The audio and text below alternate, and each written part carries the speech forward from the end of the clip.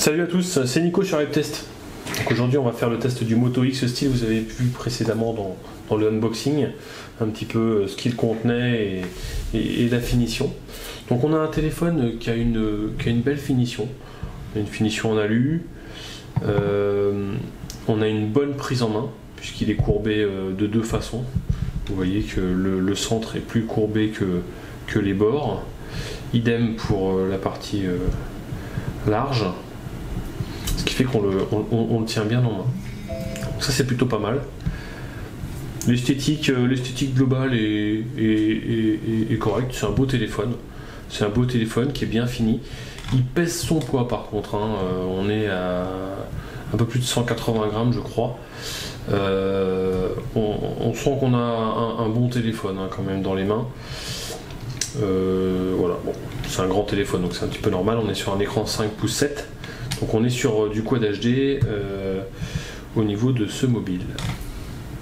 Donc je vais vous l'allumer pour que vous voyez un petit peu l'animation de chez Motorola.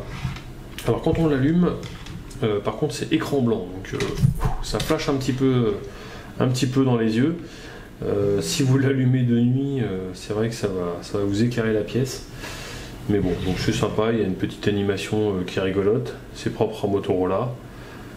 Voilà, bon c'est rigolo.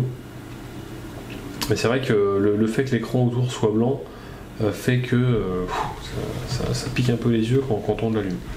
Vous avez le slot de carte SIM ici et vous pouvez mettre également une micro SD.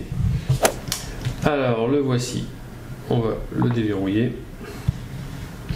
Donc au niveau de l'écran, il a une belle résolution d'écran, forcément c'est un Quad HD.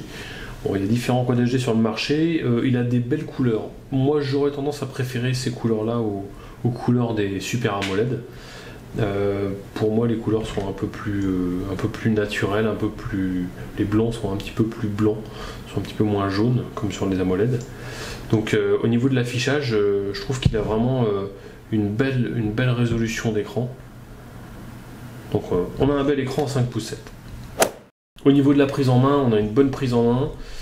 Comme je vous l'ai dit, avec le bambou, il y a une bonne accroche, donc on le tient relativement droit et il glisse pas. Donc ça c'est bien.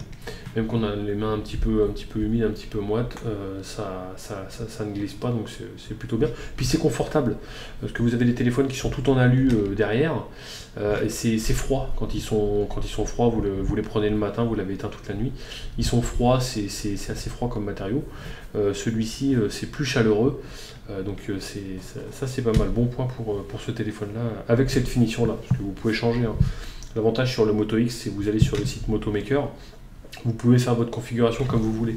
Vous pouvez choisir la partie alu plus claire, plus foncée, vous pouvez choisir la partie arrière en plastique, en cuir, en bois, de différentes couleurs, différentes teintes, différentes textures.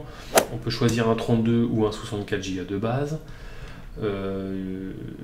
On peut choisir un contour blanc, un contour noir. On peut vraiment configurer le téléphone comme on le souhaite. Et ça, je trouve ça vraiment sympa, comme on peut trouver sur certaines voitures quand on les achète. On peut vraiment le configurer et le mettre comme on le souhaite, à sa propre image, quoi. Donc ça c'est vraiment un bon point que beaucoup de marques devraient suivre, parce que c'est assez sympa. Donc chez Motorola, on a une particularité, c'est la commande vocale. Alors vous pouvez l'activer automatiquement, un petit peu comme la fonction OK Google. Voilà, donc ça c'est le OK Google que vous connaissez. Vous avez aussi la fonction Motorola, donc vous rentrez une phrase type, comme par exemple OK Moto X, et ça va se déclencher automatiquement. Ou alors vous appuyez sur l'application et vous déclenchez automatiquement la fonction. Donc il peut gérer plusieurs types de phrases, comme par exemple voilà, ouvrir l'agenda, trouver le téléphone, à quelle heure est la prochaine réunion. Enfin, voilà, il y a pas mal de choses. On va faire un petit essai. Rappelle-moi d'acheter du pain ce soir.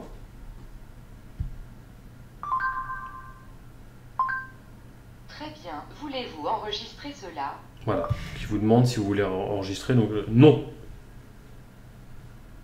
Très bien. Voulez-vous enregistrer cela? Non. Non. Voilà, donc ça a été annulé, bon, parce que j'ai parlé un petit peu pendant le test, mais Donc voilà, ça c'est bien pratique. Quand vous l'activez de façon automatique, vous pouvez laisser le téléphone en veille, vous lui parlez, vous lui dites votre phrase, OK Moto X, hop, il s'allume, et puis vous lui donnez la commande que vous souhaitez. Donc ça c'est plutôt pratique. Il y a même une fonction qui s'appelle quelles sont les nouvelles, et en fait il va vous dire si vous avez reçu des SMS, il va vous les lire, il va vous dire si vous avez reçu des notifications, il va également vous lire le titre. C'est vraiment très pratique, c'est une fonction propre à Motorola qui est vraiment très très pratique. Au niveau des menus, on a les menus raccourcis standards qu'on peut modifier. Au niveau des réglages, on a un réglage standard Wi-Fi, Bluetooth, affichage. C'est un petit peu les réglages de base qu'on a sur les systèmes Google, sur les Nexus ou voilà. Niveau personnalisation, on peut changer 2-3 petites choses et c'est pas énormément, on peut pas énormément faire de modifications. Après, comme tout Android, vous pouvez télécharger plusieurs applications ou alors des launchers pour modifier si ça ne vous convient pas. Au niveau de la photo, donc fonction appareil photo, il fait des belles photos. Alors de base, vous avez un réglage comme celui-ci où vous cliquez directement où vous voulez, il règle et il fait la photo. Alors, je trouve que quand on dit il règle, je trouve qu'il règle pas très très bien le focus. Donc, vous avez un autre mode. Ici, vous avez une petite molette que vous pouvez faire tourner. Et c'est celui-ci, avec la petite main, là, hop, vous cliquez dessus. Et là, il y a un petit focus qui s'affiche. Donc, vous le mettez sur ce que vous voulez prendre. Vous pouvez régler la luminosité également. Vous voyez, vous faites le tour. Donc ça c'est plutôt pratique. Et après vous appuyez dessus et là, les photos seront plus nettes, plus réussies. Donc vous pouvez accéder à la galerie directement en allant sur la droite. Voilà, vous pouvez zoomer, donc vous voyez, il y a de belles photos. Tac, celle qu'on a fait la dernière. C'est plutôt net. Il fait des belles photos, hein. Franchement, c'est un bon téléphone au niveau des photos. Il y a mieux, hein. On n'est pas sur du S6, on n'est pas sur du LG G4, mais il fait de belles photos. Donc au niveau vidéo, il fonctionne très bien, hein.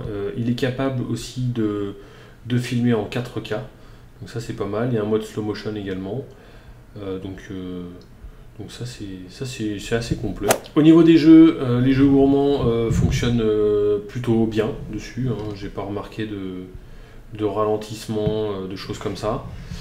Là sur Real Racing, ça fonctionne plutôt bien. Alors, un des gros avantages dont j'ai pas encore parlé sur ce téléphone là, c'est les écouteurs qui sont en façade. Et ça, c'est vraiment bien. On n'est pas obligé de monter le son à fond pour entendre quelque chose. Ou alors de faire écouteurs avec sa main sur le côté. Les écouteurs sont directement devant et franchement